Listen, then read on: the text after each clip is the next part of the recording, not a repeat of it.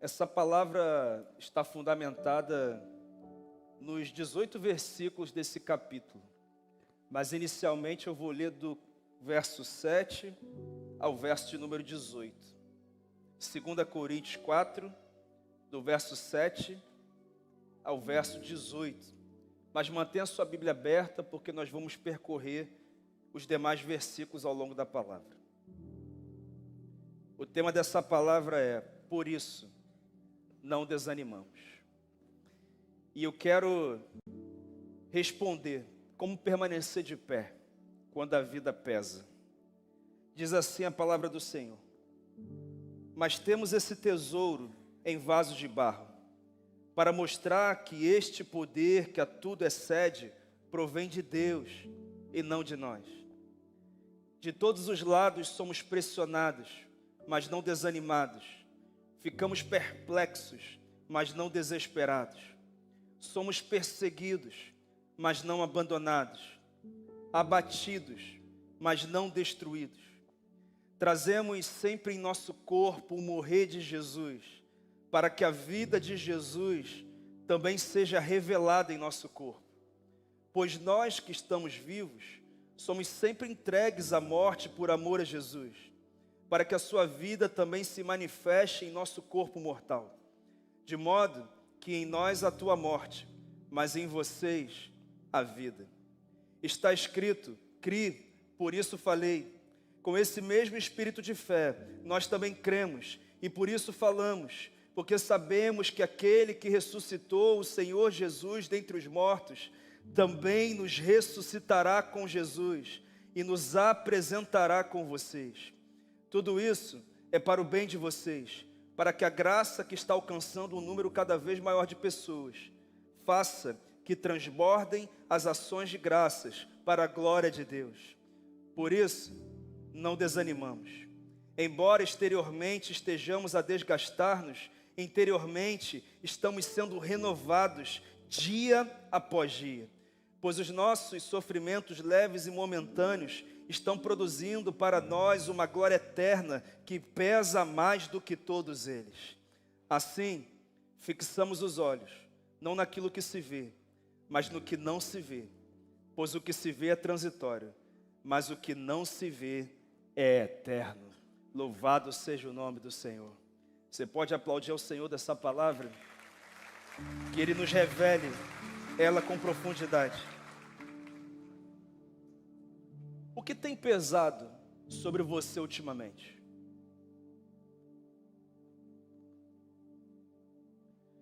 Você já viveu uma estação em que tantas coisas acontecem ao mesmo tempo, que você não consegue nem identificar exatamente o que está te deixando mais cansado?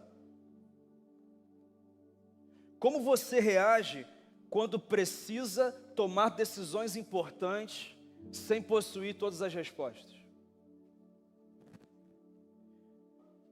O que acontece com a sua fé quando você ora, mas a resposta demora? E por último, e se Deus não mudar imediatamente aquilo que está acontecendo ao seu redor?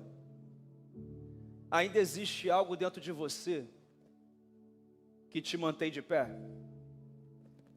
Meus irmãos, são perguntas que talvez nós precisemos fazer a todas as pessoas, especialmente hoje, quando faltam em torno de 126 dias para 2026 se encerrar.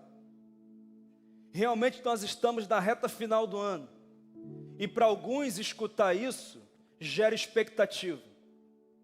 Para outros, o que é gerado é ansiedade. Porque o pensamento é: ainda há tanta coisa que precisa acontecer, será que dá tempo? Existem decisões que, na minha visão, já deveriam ter sido tomadas. Orações que eu imaginava que já teriam sido respondidas. Projetos que eu esperava que já estariam concluídos a essa etapa do ano. Problemas que, na minha percepção, já deveriam ter sido resolvidos. Situações que eu não planejei e que acabaram se levantando e que estão interferindo naquilo que eu planejei para esse ano. A grande verdade, meus irmãos, é que o calendário continua andando e o problema não é apenas que o ano está acabando, o problema é que talvez algumas pessoas sintam que as suas forças estão diminuindo, que a energia está acabando. E talvez uma palavra descreva bem a realidade presente na vida de muita gente hoje. E essa palavra é pressão. A pressão financeira, pressão emocional, pressão na saúde física, pressão na vida de alguém que você ama, pressão no ministério, pressão na carreira, pressão em tantas outras áreas. Quando nós olhamos para o país, o que nós vemos é instabilidade política, econômica, a iminência de uma recessão, uma tensão política complexa, corrupção, escândalos financeiros em empresas que pareciam ser muito sólidas, tudo isso acontecendo, e ao mesmo tempo nós olhamos para dentro e nós temos decisões a tomar, responsabilidades pesadas que precisamos assumir, expectativas, situações que nós gostaríamos de poder controlar, mas já percebemos que não conseguimos. É por isso que talvez o capítulo 4, a segunda carta de Paulo aos Coríntios, seja tão importante para esse tempo. Porque quem escreveu sabia o que era viver sob pressão. Quem escreveu sabia o que era lidar com desânimo. Paulo conheceu perseguição, rejeição, traição.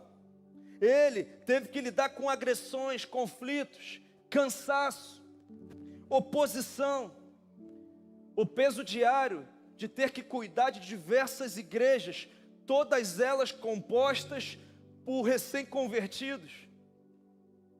Não é fácil.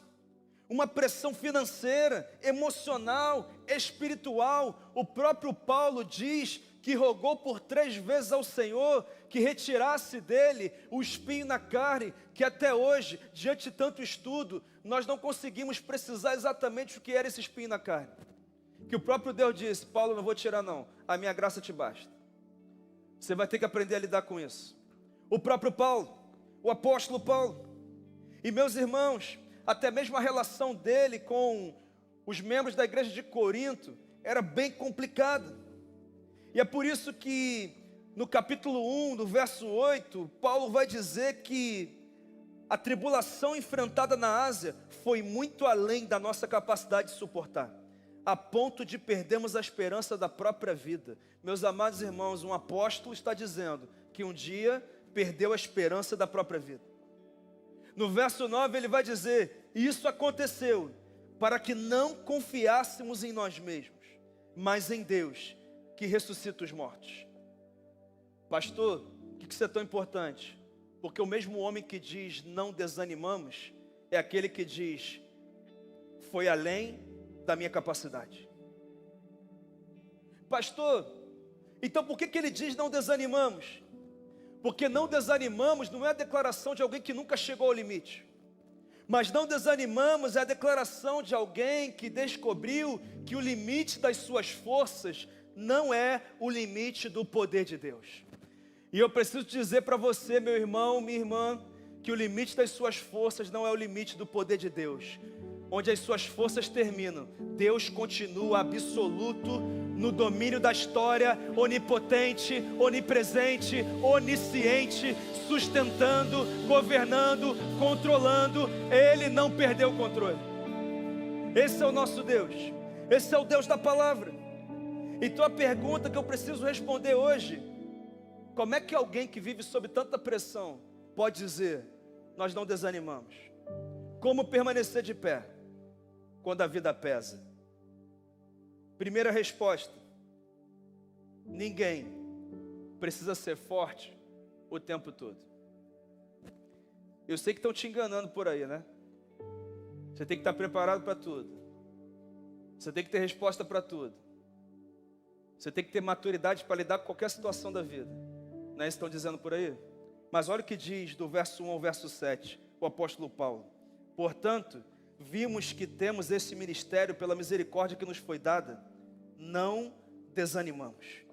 Antes, renunciamos aos procedimentos secretos e vergonhosos. Não usamos de engano, nem torcemos a palavra de Deus. Ao contrário, mediante a clara exposição da verdade, recomendamos-nos à consciência de todos diante de Deus. Mas se o nosso evangelho está encoberto, para os que estão perecendo, aqui está encoberto. O Deus dessa era cegou o entendimento dos descrentes, para que não vejam a luz do evangelho da glória de Cristo, que é a imagem de Deus. Mas não pregamos a nós mesmos, mas a Jesus Cristo, o Senhor, e a nós como escravos de vocês por causa de Jesus. Pois Deus que disse, das trevas resplandeça a luz, Ele mesmo brilhou em nossos corações, para a iluminação do conhecimento da glória de Deus na face de Cristo. Mas temos esse tesouro em vasos de barro, para mostrar que este poder, que a tudo excede, provém de Deus e não de nós. Meus irmãos, Paulo está sendo muito claro. Ele, antes de falar das pressões que enfrenta, está dizendo onde que a capacidade para enfrentar as pressões está estabelecida na vida de um cristão. Porque ele poderia dizer, olha, eu estou de pé porque eu tenho habilidade, porque eu tenho conhecimento teológico, porque eu tenho muita experiência de vida, porque eu fiz um curso que assim me ajudou com a minha autoestima, porque eu faço uma terapia semanal que me ajuda muito, sabe? Eu estou de pé porque eu estudei muito sobre a vida humana, sobre as circunstâncias dessa terra, e é por isso que eu estou de pé. Não, ele está dizendo que aquilo que nós carregamos é fruto da misericórdia de Deus. Eu estou de pé não por causa do meu preparo, eu estou de pé porque Deus tem me sustentado. É por isso que eu estou de pé.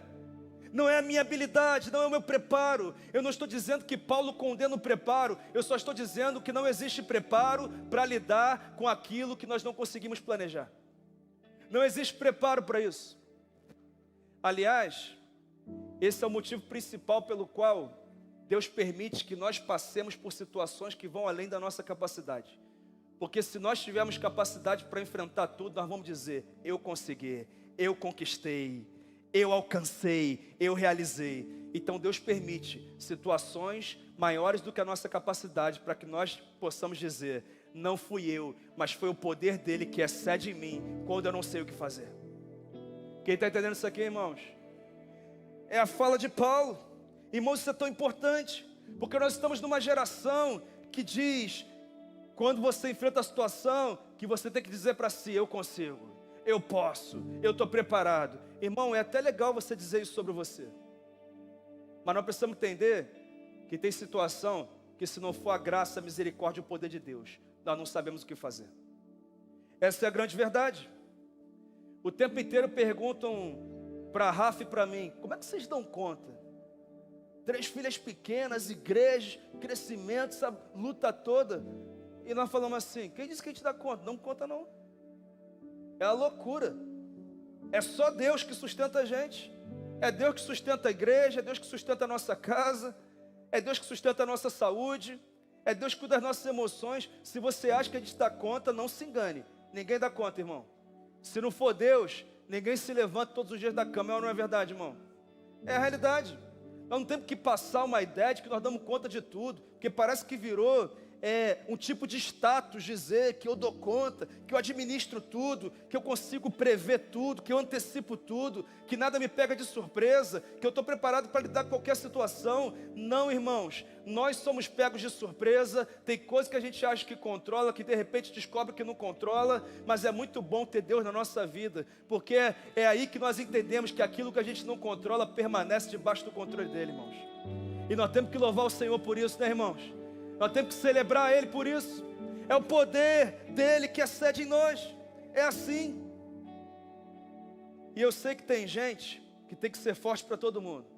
Porque é você quem resolve em casa, é você que paga as contas, é você que toma as decisões, é você que aconselha, que lidera, é você que na hora que a coisa aperta, liga os da tua casa, liga os de fora da tua casa, liga a gente tudo que é canto, te procura, cara, eu não sei o que fazer, me ajuda aí, como é que eu resolvo isso? É você que tem que manter a empresa funcionando, é você que tem que manter a família emocionalmente de pé, e por isso, você é aquela pessoa que muitas vezes ninguém te procura e pergunta como é que você está. E pior, parece que você não tem permissão para mostrar fraqueza. Essa semana eu conversava com um pastor que falou assim: cara, minha filha se divorciou e está difícil lidar com isso. Eles iam todo fim de semana na nossa casa, parecia que estava tudo bem. E de repente eles chegaram e falaram: aqui, a gente está se divorciando. O que houve? Ah, a gente enfrentou isso, aquilo, não sei o que. Eles disseram: meu Deus, a gente estava aqui o tempo inteiro, por que vocês não pediram ajuda? Vocês têm pastores, vocês têm líderes, vocês têm gente para ajudar, vocês têm uma família tão linda, mas vocês decidiram enfrentar isso sozinhos, achar que vocês são fortes. Irmão, tem coisa que a gente não está preparado para lidar mesmo não. Precisa de alguém que nos suporte, que nos apoie. Um casamento termina, uma família é prejudicada, porque alguém decidiu que não podia pedir ajuda, teve vergonha de reconhecer a sua dificuldade. Quantos estão vivendo assim? Há pessoas aqui hoje que estão cansadas, não porque trabalham muito, mas porque acreditam que não tem permissão para fraquejar, para pedir ajuda. Mas eu tenho que te dizer uma coisa sobre o Evangelho. O Evangelho não diz que você é suficiente. O Evangelho não diz que você é suficiente para tudo. O Evangelho diz que Deus continua sendo suficiente quando você descobre que não é. Essa é a verdade do Evangelho. Todas as pessoas têm limites, todas. A Bíblia nunca escondeu os limites dos homens e mulheres de Deus.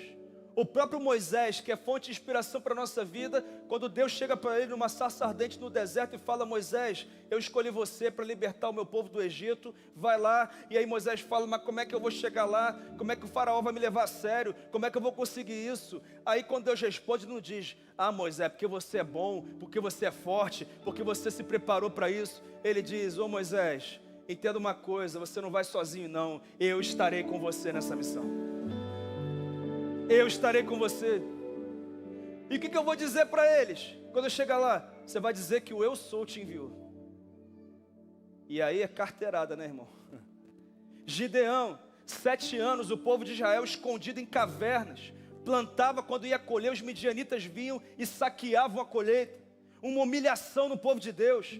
Então Deus chega para Gideão, que estava escondido, malhando trigo num tanque de prensar uvas, e fala: Gideão, eu escolhi você para libertar meu povo das mãos de Midian. E Gideão fala: mas eu sou o menor do menor dos clãs, eu que não vou me envolver nisso, como é que vai ser? E Deus não fala: Gideão, você se preparou para isso, você é o cara, você já tem todas as habilidades. Não, Deus fala: olha aqui, sabe por que vai dar certo? Porque eu estarei com você, Gideão.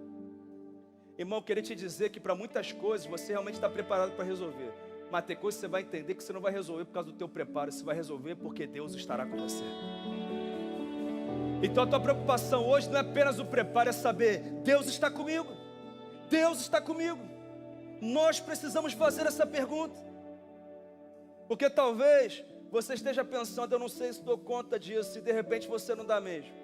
Mas ainda bem que você está aqui, porque às vezes você não vai dar conta não, mas Deus vai cuidar disso junto com você. E você precisa entender isso. Em nenhum momento isso aqui é um convite à irresponsabilidade, irmãos. Nós temos que estudar, nós temos que nos preparar, nós temos que nos capacitar, nós temos que trabalhar, nós temos que amadurecer, nós precisamos ter conversas difíceis, nós precisamos buscar excelência. Moisés teve que voltar ao Egito, teve que passar por alguns processos, Gideão teve que descer para a batalha, é uma verdade. Paulo teve que viajar, pregar, discipular, aconselhar, orar, jejuar, enfrentar oposição. Dependência de Deus nunca foi desculpa para passividade, mas eu quero falar o que é dependência de Deus. Dependência de Deus é reconhecer que fazemos tudo aquilo que nos cabe, sem carregar a ilusão de que o resultado final depende exclusivamente de nós. Isso é dependência de Deus. Você faz o que está na tua mão fazer e confia que Deus também fará aquilo que está nas mãos dele fazer. E esse somatório é o que faz as portas se abrirem, a gente se manter de pé e o nome do Senhor ser glorificado. Amém, irmãos? É sobre isso que a palavra nos ensina. É por isso que Paulo diz: tendo este ministério pela misericórdia que nos foi dada, não desanimamos. Nós temos isso porque o Senhor nos deu. É Ele que nos sustenta. É Ele que nos concedeu, é Ele. Ele é aquele que arquiteta tudo. E meus irmãos, eu sei que existem pesos que você nunca pediu para carregar, enfermidades que se levantaram, decisões na vida de um filho que prejudicaram a vida dele, decisões na empresa que alguém tomou e acabou prejudicando a empresa, ou no ministério, ou em outra área. Mas eu também sei que existem pesos que nós carregamos hoje, que são resultados da nossa oração. Tem gente dizendo, está muito difícil criar esses filhos, mas há anos você estava orando, Deus, eu quero gerar filhos, eu sonho com isso. Teve gente que disse, Senhor, abre o caminho da minha vida profissional, da minha empresa, e Deus abriu, e agora a responsabilidade, a demanda aumentou, e às vezes nós estamos sentindo o peso de orações que nós pedimos para Deus atender. Às vezes é isso, no ministério também, em todas as outras áreas, seja qual for o peso, não deixe o peso da responsabilidade apagar o privilégio da memória. Tem coisa que você mesmo pediu a Deus e está difícil de carregar. Não permita que uma estação cansativa faça você desprezar aquilo que Deus confiou nas suas mãos. Não permita, não permita. Isso é tão importante, pastor. E sobre as decisões erradas na vida de pessoas que eu amo, entenda uma coisa: ninguém foi chamado para ser Deus na vida de ninguém. Cada pessoa tem que tomar suas decisões. E nós temos que entender isso. Na vida de filho, na vida de ovelha, na vida de liderado, na vida de outras pessoas, nós temos que soltar esse peso. Nós temos que confiar que Deus vai falar com eles e que eles vão ouvir. Nós temos que orientar sim, mas tem peso que Deus não nos chamou para carregar. Quem está entendendo isso aqui, irmãos? E sabe o que é perigoso? No verso 2, Paulo fala sobre atalhos. Ele diz assim: mas nós renunciamos ao engano e à manipulação da palavra. Ou seja, o que o peso faz? Eu quero encontrar um caminho de alívio. E como é difícil esperar pacientemente, então eu tento resolver rapidamente aquilo que eu deveria esperar pacientemente. Paulo estava sob pressão. Na igreja de Corinto o negócio estava bem feio, irmãos. Estavam duvidando do apostolado dele. A igreja que ele cuidou, que ele amou. Pessoas que chegaram e disseram assim: as suas cartas realmente são impactantes, mas você pessoalmente não é grande coisa não. Falaram para ele, irmão. Pensa no negócio. Estavam duvidando da autoridade apostólica dele. E Paulo falou: mas eu renunciei ao engano e à manipulação da palavra. Eu vou continuar pregando o que eu sempre preguei, vivendo do jeito que eu sempre vivi, esperando o tempo de Deus fazer as coisas, porque Deus me chamou, Deus me confiou esse ministério, e eu não vou mudar as minhas convicções por causa da pressão. E eu quero te perguntar: será que a pressão está te levando a pegar atalhos que você não deveria pegar? Essa semana eu peguei um Uber. Eu entrei no Uber e o motorista falou: o senhor é o pastor daquela igreja? Eu falei: inclusive estou indo para lá agora. Aí ele: acabei de voltar para Jesus, passei muita luta. Eu falei: o que aconteceu? Ele: então, muita pressão financeira, eu entrei nesse negócio de aposta esportiva. Irmão, entrou nas igrejas, um monte de crente apostando, até jogo do tigrinho aí. Tem até crente chamando aposta de investimento agora. Está nisso aí. Mas está destruindo um monte de casamento, está afogando gente em depressão, ansiedade. Tem gente tirando a própria vida por causa desse mal. E ele falou: eu tive que me envolver com a agiota, e a coisa apertou, e chegou uma hora que eu estava tão no fundo do poço que eu falei: Jesus, pelo amor de Deus, eu preciso voltar. Eu falei: demorou, né? Mas que bom que você voltou. Que bom que você voltou. O Senhor vai te ajudar, Ele vai restituir. Vai doer, mas o Senhor é contigo. Tem um monte de gente pegando atalho. Atalho no ministério, gente buscando outros caminhos para crescer mais rápido. Atalho na vida profissional, não quer suportar o processo doloroso e acaba buscando, acreditando na promessa vazia aí, e vai para outro lugar e acaba se arrebentando, porque o único que não é homem para que minta é Deus. O homem é homem. E às vezes fala de uma coisa que não vai fazer não. É uma verdade, é uma realidade. Eu te pergunto aqui: será que tem alguma coisa te pressionando ao ponto de você estar cogitando pegar atalhos? Cuidado para não resolver um problema temporário, criando uma consequência permanente. Tome muito cuidado. Paulo encerra esse bloco dizendo, no verso 7, Temos, porém, esse tesouro em vasos de barro, para mostrar que este poder que a tudo excede provém de Deus e não de nós. O que Paulo está dizendo é que nós possamos ter a habilidade e o preparo que for, mas nós continuamos sendo vasos de barro, frágeis, limitados. Todo mundo uma hora quebra. A verdade é essa. E aí Paulo diz, ainda bem que dentro desse vaso de barro, Deus colocou um tesouro. E que tesouro é esse? Tesouro é Ele mesmo, é a presença dEle, é o Espírito Santo. E Ele diz, quando você não consegue, o Espírito Santo capacita, Ele te direciona, para que o poder dEle, que excede em nós, aponte, não para mim e para você, mas aponte para Ele. O que eu quero dizer é que tem situação em que você vai ter que dizer, Deus, eu preciso de Ti. E quando Ele se manifestar, a glória será dEle, não será tua. Louvado seja o nome do Senhor por isso, amém? Eu creio nisso e é o que Paulo está dizendo. Você não precisa ser forte o tempo todo. Ninguém precisa. Segundo, penúltimo lugar, eu aprendo nesse texto que a pressão pode nos abater, mas não precisa nos destruir. Vamos ler do verso 8 em diante. De todos os lados, somos pressionados, mas não desanimados. Ficamos perplexos, mas não desesperados. Somos perseguidos, mas não abandonados. Abatidos, mas não destruídos. Trazemos sempre em nosso corpo o morrer de Jesus, para que a vida de Jesus também seja revelada em nosso corpo. Pois nós que estamos vivos, somos sempre entregues à morte por amor a Jesus, para que a sua vida também se manifeste em nosso corpo mortal, de modo que em nós atua a morte, mas em vocês a vida. Está escrito, crie, por isso falei. Com esse mesmo espírito de fé, nós também cremos e por isso falamos, porque sabemos que aquele que ressuscitou o Senhor Jesus dentre os mortos, também nos ressuscitará com Jesus. Louvado seja o nome do Senhor e nos apresentará com vocês. Tudo isso é para o bem de vocês, para que a graça que está alcançando um número cada vez maior de pessoas, faça que transbordem as ações de graças para a glória de Deus.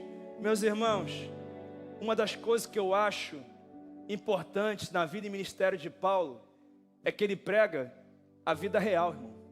Ele não romantiza o cristianismo, não.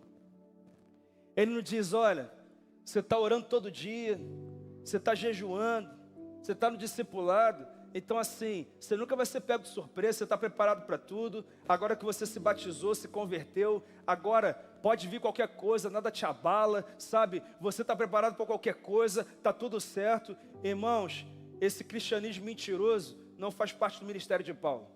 Ele diz, por todo lado, nós somos pressionados. Eu olho para o lado, vem pressão. Eu olho para o outro, pressão. Eu olho para cima, pressão. Eu olho para baixo, pressão. Eu olho para trás, pressão. Eu olho para frente, pressão. É todo lado. 360 graus de pressão. O tempo inteiro, pressão. Ele não mente, ele não engana. Meus irmãos, a presença de Deus não significa que nada irá nos atingir. Significa que aquilo que nos atinge não determina o nosso fim. Você acredita nisso, irmão? Sim ou não? Não determina.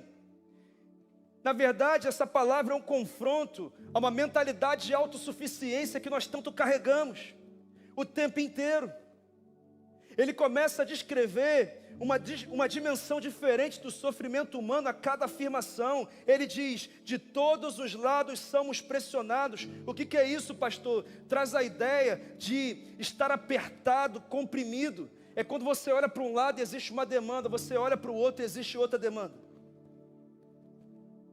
O problema não é necessariamente uma tragédia isolada, mas a sensação de que tudo está acontecendo ao mesmo tempo. Por todos os lados. A família precisa de você, o trabalho precisa de você, o ministério precisa de você. A vida financeira precisa de você, alguém que você ama está enfrentando uma batalha, uma situação que tem que ser resolvida. E aí você começa a cuidar de uma coisa, aparece outra, aí você cuida da outra, aparece outra. E o tempo inteiro, Paulo diz, por todos os lados, somos pressionados. Talvez seja exatamente assim que algumas pessoas chegaram aqui hoje. Talvez não destruídas por uma única coisa, mas cansadas pela soma de muitas coisas. Talvez seja a realidade de alguns. E Paulo segue dizendo: ficamos perplexos, mas não desesperados. Perplexidade é quando eu olho para algo e eu falo assim: eu não acredito que isso está acontecendo, eu não sei o que fazer. Eu não estava esperando por isso agora. Me pegou de surpresa, uma perplexidade. E isso é importante, irmão, porque isso combate uma espiritualidade superficial que faz parecer que quem tem fé sempre sabe o que fazer. Nunca tem dúvida, nunca fica confuso. Possui uma resposta bíblica pronta para qualquer situação. Então Paulo destrói isso dizendo: ficamos perplexos. Meus amados irmãos, Paulo não era qualquer um não, Paulo era um apóstolo. Escritor de 13 livros dos 27 do Novo Testamento. O maior plantador de igrejas do primeiro século. Um homem que a própria carta aos Coríntios conta que foi elevado até o terceiro céu, onde Deus está. Ele não diz que é ele, mas nós sabemos que é ele. E ele viu coisas indizíveis. Eu não conheço nenhum homem que teve uma experiência como essa. Talvez Paulo tenha tido uma intimidade com Deus que eu e você talvez nunca alcancemos. E esse homem está dizendo: mesmo tendo sido elevado ao terceiro céu, mesmo sendo um apóstolo, mesmo conhecendo a Deus com intimidade, mesmo sendo um homem cheio do Espírito Santo, mesmo sendo alguém cheio de sabedoria, tem situação que acontece e me deixa perplexo. Ah, meu irmão, quando eu leio isso, isso consola a minha vida, irmão. Porque eu sou pastor e a minha tentação é achar que eu tenho resposta para qualquer pergunta que você me fizer. É achar que eu consigo resolver qualquer situação que se levantar. É a tentação que eu vivo. E talvez seja a tentação que você vive em algumas áreas da sua vida. Mas o apóstolo Paulo reconhece momentos assim. Você ora e a resposta não chega. Uma porta estava aberta e de repente se fecha. O que parecia ser um sim de Deus para um sofrimento prolongado, de repente se torna um não novamente. Você tem que decidir, mas nenhuma das opções parece simples. Dores profundas. Você tenta encontrar explicação, mas você não consegue. Você vai no médico esperando uma notícia e volta com uma notícia que você realmente não esperava. Quantas pessoas que fizeram muito para preservar o casamento, mas ainda estão enfrentando crise que não conseguem controlar. Ah, meus irmãos, às vezes, o que nós temos que dizer é que nós ficamos perplexos mesmo. Mas sabe o que é importante do Evangelho? É o mais, que Paulo usa várias vezes. Nós ficamos perplexos, mas não ficamos desesperados. Sabe por quê? Aquilo que eu não controlo continua debaixo do controle de Deus. Aquilo que dificulta a minha vida, muitas vezes pode ser parte do processo necessário para que eu seja aperfeiçoado ao ponto de estar preparado para aquilo que de fato Deus tem para a minha vida. É por isso que eu creio naquilo que Paulo diz em Romanos 8, que é um capítulo que fala da teologia do sofrimento, em que nós sabemos, nós estamos convictos de que todas as coisas confortáveis e também aquelas que são desconfortáveis, contribuem juntamente para o bem daqueles que amam a Deus. Meu amado irmão, minha amada irmã, se você é fiel e tem enfrentado coisas que vão além da sua capacidade, então a sua única preocupação é permanecer fiel, porque isso que você está vivendo está de alguma forma contribuindo juntamente para o seu bem. Quantos aqui creem nisso em nome de Jesus? Eu creio. Contribui juntamente para o meu bem. Eu não posso compreender, eu posso não compreender o que Deus está fazendo, sem concluir que Ele deixou de ser quem Ele é. Eu posso ter perguntas e ainda ter fé. Eu posso chorar e ainda confiar. Eu posso dizer: Senhor, eu não estou entendendo, e continuar chamando de Senhor. Porque o fato de eu não entender não tira de mim a reverência e o temor de quem Ele é. Ele continua sendo o meu Senhor, com a porta aberta e com a porta fechada. Quando Ele diz sim e quando Ele diz não. Quando Ele alivia o sofrimento ou quando parece que Ele não está fazendo nada. Ele é o meu Senhor. Ele sabe o que é melhor para mim. O nome disso é maturidade. Maturidade. Fé não é possuir explicações para tudo. Às vezes fé é continuar confiando quando as explicações não chegaram. Irmão, há uma diferença entre não saber o que Deus está fazendo e acreditar que Ele não está fazendo nada. Há uma diferença muito grande. Mas Paulo segue dizendo: somos perseguidos, mas não abandonados. Porque tem pressão, irmão, que não vem das circunstâncias, vem das pessoas. Ser traído pesa, sim ou não? Fazer o seu melhor com as melhores intenções e ser mal interpretado pesa, sim ou não? Ser injustiçado pesa, não é? É verdade. Pessoas, descobrir que alguém em quem você confiava não era tão leal quanto você imaginava, é claro que isso pesa, é complicado. Mas eu queria dizer que ser abandonado por pessoas não significa ser abandonado por Deus. Quem está entendendo isso aqui, irmãos? O próprio Paulo, quando escreve a Timóteo, na sua segunda carta, no capítulo 4, olha o que Paulo diz: na minha primeira defesa, ninguém apareceu para me apoiar. Todos me abandonaram. Ninguém botou a cara para me defender. Mas o Senhor permaneceu ao meu lado e me deu forças. Ah, meu irmão, que contraste, todos me abandonaram, mas o Senhor permaneceu. Eu preciso dizer algo para você: não interprete a ausência de alguém como a ausência de Deus. Pessoas podem sair, mas o Senhor permanece. Ele está com você. A grande verdade é essa, é o que Paulo está dizendo. Então Paulo encerra esse bloco dizendo: nós somos abatidos, mas não destruídos. E meu irmão, hoje parece que ficou complicado até para o cristão dizer que foi abatido, que está abatido.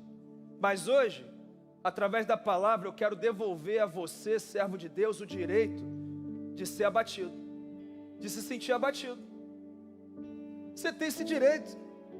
É a palavra que está dizendo. Tem coisa que abate mesmo. Uma demissão pode abater. Uma traição pode abater.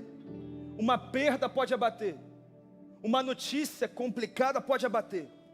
Uma crise dentro de casa pode abater. Uma decisão difícil pode tirar o teu sono, irmão. Ser espiritual não significa viver anestesiado, tá? E nós temos que entender isso. Jesus chorou. Irmão, Ele ia ressuscitar Lázaro. Tinha poder. Jesus chorou. Paulo chorou. O profeta Elias se entregou à exaustão debaixo de um pé de giesta.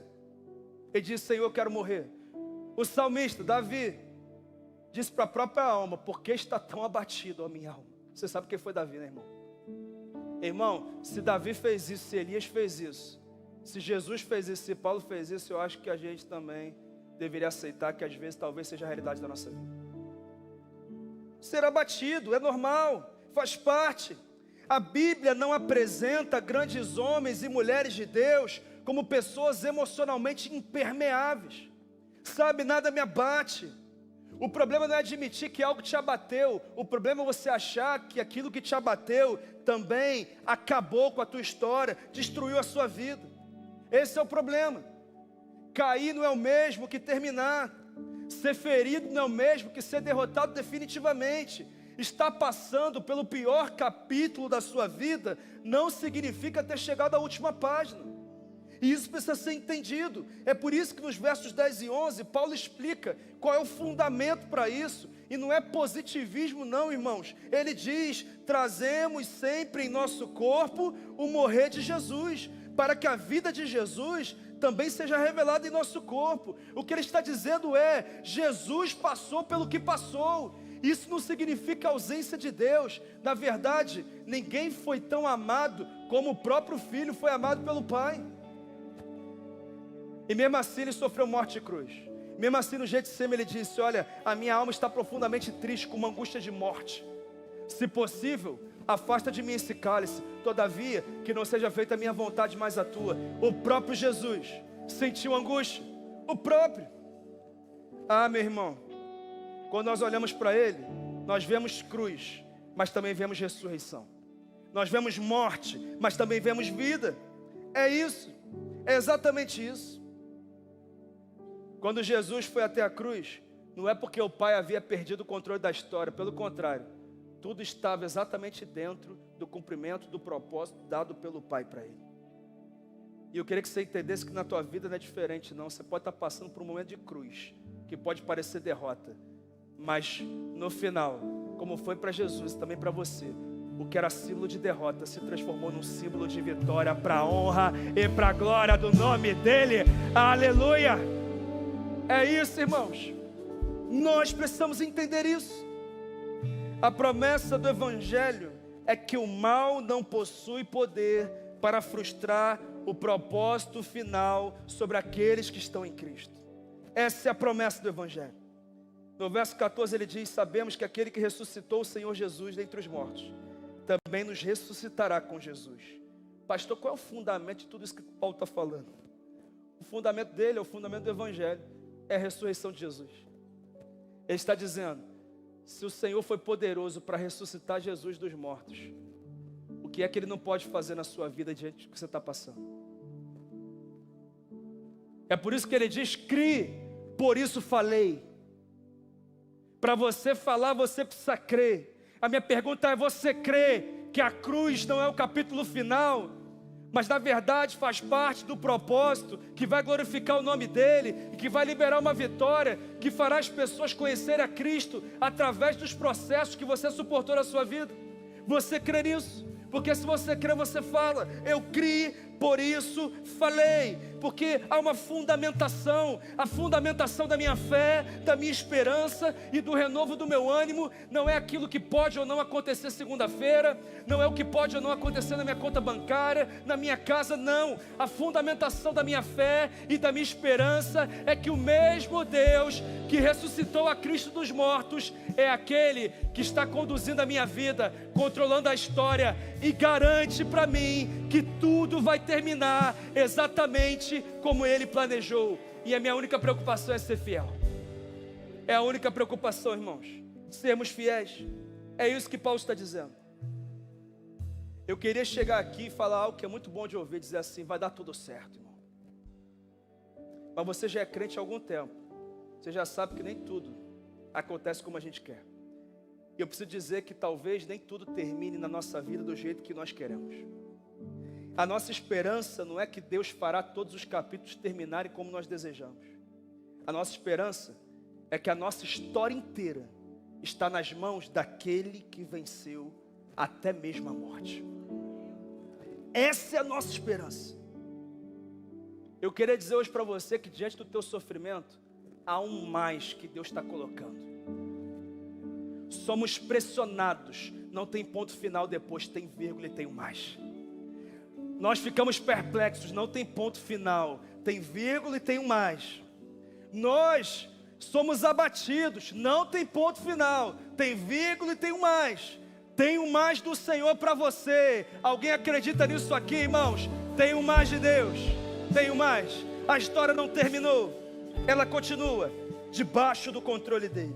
Mas eu encerro com uma última afirmação que eu tiro desse texto: o que é eterno é maior do que o que estamos enfrentando. Eu quero ler do verso 16 ao 18. E assim nós vamos encerrar. De modo que de agora em diante, por isso não desanimamos. De novo, como foi no verso 1. Embora exteriormente estejamos a desgastar-nos, interiormente estamos sendo renovados dia após dia. Pois os nossos sofrimentos leves e momentâneos estão produzindo para nós uma glória eterna, que pesa mais do que todos eles. Assim, fixamos os olhos não naquilo que se vê, mas no que não se vê. Pois o que se vê é transitório, mas o que não se vê é eterno. Louvado seja o nome do Senhor. Meus irmãos, Paulo termina do jeito que começou, dizendo: por isso, não desanimamos. É por isso. E não é porque finalmente deu tudo certo, não. E sim, Porque embora exteriormente estejamos a desgastar-nos, interiormente estamos sendo renovados dia após dia. O que Paulo está dizendo é que mesmo que haja deterioração do lado de fora, mesmo que pareça que eu estou sendo consumido, mesmo que o evangelho não me leve a espiritualizar o cansaço, sabe, há um desgaste sim que a vida produz, assim um cansaço, assim um desânimo que as batalhas, que as responsabilidades podem provocar na nossa vida. Eu sei que tem coisas que a gente passa que deixa marca mesmo, e essas marcas nos acompanham. Então, o que Paulo diz não é, isso não deveria estar acontecendo comigo, porque eu sou um apóstolo, eu sou fiel a Deus. Sabe quando nós pensamos que é uma injustiça acontecer em coisas complicadas, já que nós estamos buscando caminhar em fidelidade a Deus, muitas vezes esse pensamento vem à mente de algumas pessoas, mas Paulo diz que não é o exterior que para de ser desgastado, mas é o interior que em Cristo é renovado dia após dia. Dia após dia, um renovo diário. O que eu quero dizer, irmãos, é que por fora tem desgaste, mas por dentro tem renovo. Por fora, algumas coisas estão sendo consumidas, por dentro, Deus está fazendo uma coisa nova todos os dias na nossa vida. Sabe o que é isso, irmãos? É maturidade espiritual. Sabe o que é maturidade espiritual? Não é chegar ao ponto em que nada mais nos cansa, é descobrir que Deus pode renovar em nós aquilo que a vida está tentando consumir. Isso é maturidade espiritual. E eu acho interessante que Paulo diz que é dia após dia. Porque a gente acha que Deus vai dar uma porção hoje que vai ser suficiente para 5, 10, 15 anos. Não, irmão. É que nem o maná. Você lembra do maná de Êxodo 16? A ordem de Deus foi: pega só o suficiente, não vai guardar nada, não vai acumular. Se tentar acumular, vai estragar. Alguns até tentaram e aconteceu o quê? Estragou. Tem gente querendo acumular para ter certeza que vai ter amanhã. A certeza que você precisa ter de que amanhã o Senhor vai prover é que hoje Ele está dizendo que amanhã Ele vai prover. Essa é a certeza que eu e você precisamos. Nada mais, é dia após dia. É por isso que Jesus diz, quando ensina os seus discípulos a orar, na oração do Pai Nosso: dá-nos hoje o pão nosso de cada dia. É o maná diário, é a porção diária. Nós temos que parar de pensar que Deus vai nos dar a porção suficiente para 5, 10, 15 anos. Não, Ele está te dando porção para até hoje, meia-noite. Mas amanhã, irmão, tem que acordar e buscar a porção do teu dia. Oração, meditação na palavra, talvez discipulado, vai na célula, vem no culto quarta-feira, jejua, busca Deus, busca a tua porção para cada dia. O problema de algumas pessoas que estão vacilando na fé é que elas acham que vir no culto de domingo é suficiente para permanecer de pé de segunda a sábado, é suficiente para enfrentar qualquer situação, que ter vivido uma imersão poderosa, uma conferência poderosa, é suficiente para o restante da vida. Não, irmão, nós precisamos buscar a Deus todo dia, a porção diária, Deus todo dia, Bíblia todo dia, palavra todo dia, está perto do povo de Deus, célula, oração, presença, discipulado, aconselhamento, estudo da palavra, igreja, ser igreja. É por isso que Satanás quer que você odeie a igreja, é por isso que ele quer te tirar daqui, ou ele quer te manter aqui com a chama apagada, ele quer te manter aqui como alguém que é morno na sua espiritualidade. Você se tornou um crente protocolar, você faz a mesma coisa todo domingo, todo dia, está no automático, mas você não sente mais a presença te renovando. A minha oração é para que todo protocolo religioso seja substituída por uma vida apaixonada pela presença, uma vida apaixonada, um coração incendiado. Essa é a oração que eu faço por mim todos os dias, e que eu oro para que também seja a tua oração diária. Que Deus reacenda a chama e que você jogue lenha todo dia, porque o fogo deve ser mantido aceso continuamente sobre o altar, não deve ser apagado todo dia. Você não pode ser frio, você não pode ser morno, você tem que permanecer quente. E às vezes, para permanecer quente, você vai ter que ouvir um confronto do púlpito, você vai ter que ouvir um discipulador dizendo: você está errado. Você tem que ouvir talvez Deus dizendo: não vou abrir a porta porque você não aprendeu a lição ainda. Às vezes Deus mantém a porta fechada para te manter perto dele, porque se ele abrir a porta, você que já não está tão firme, você vai sumir, porque você já tem o que você quer. É ou não é verdade?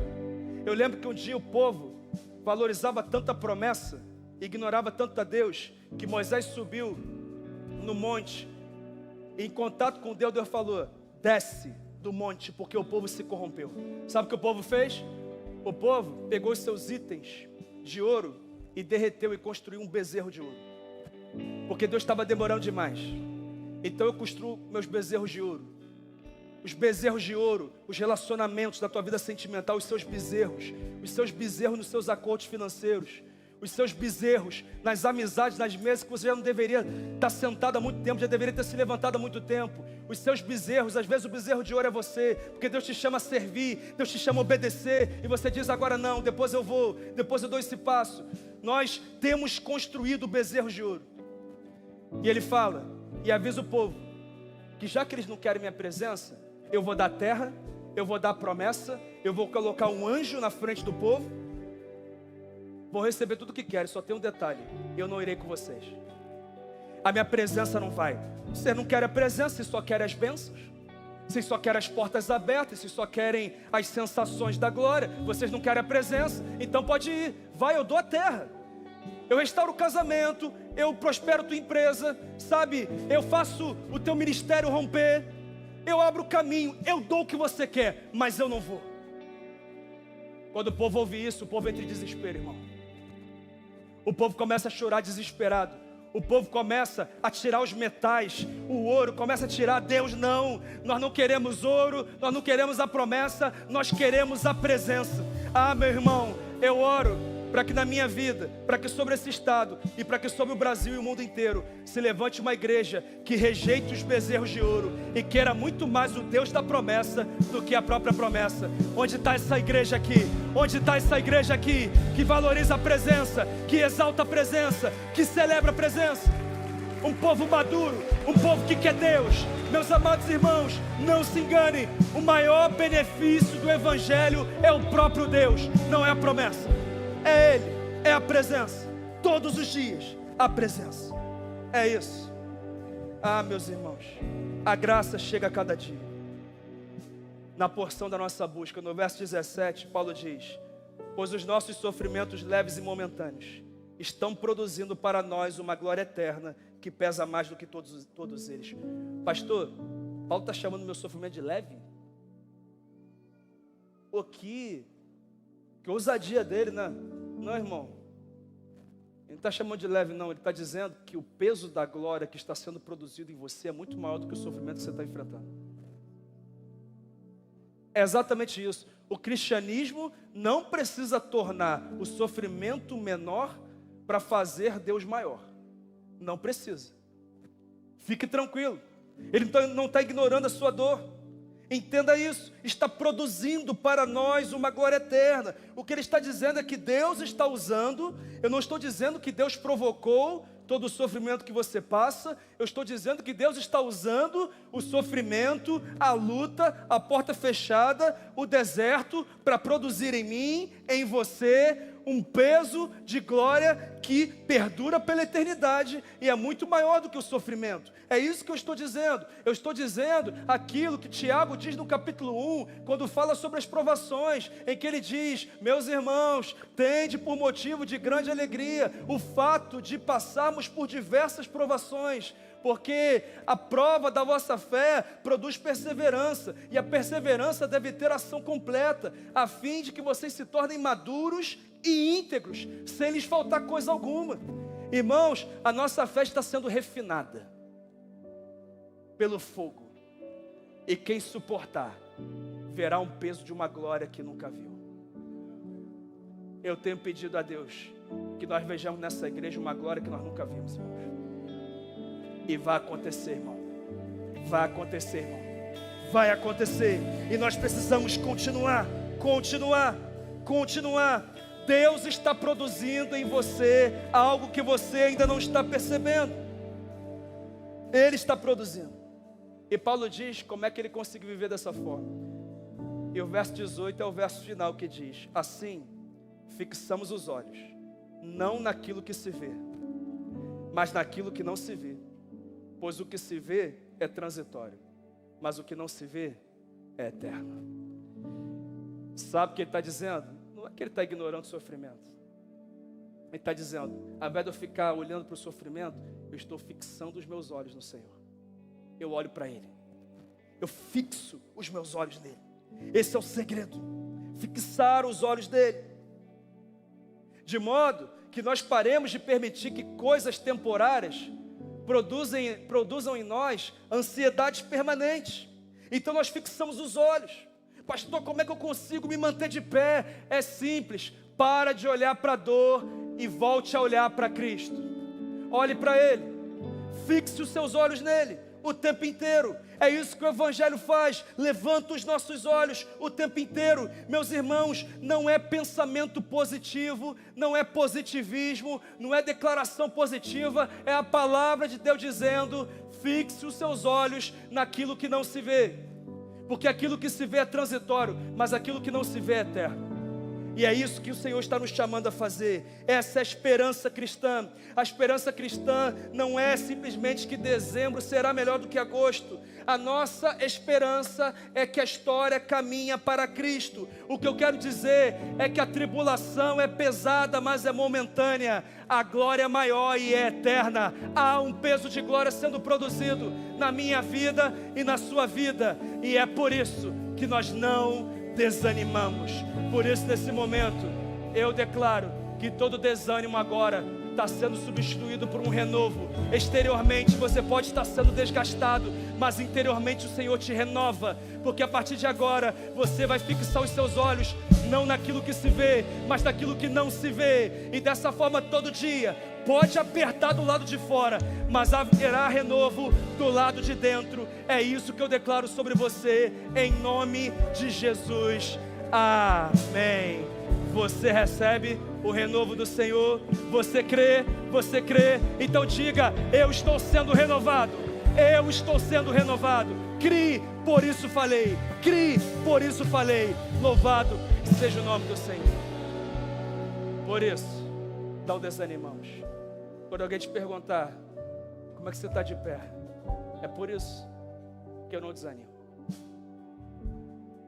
Você entendeu aí? Existem pessoas aqui que reconhecem que não estão caminhando perto de Deus como deveriam.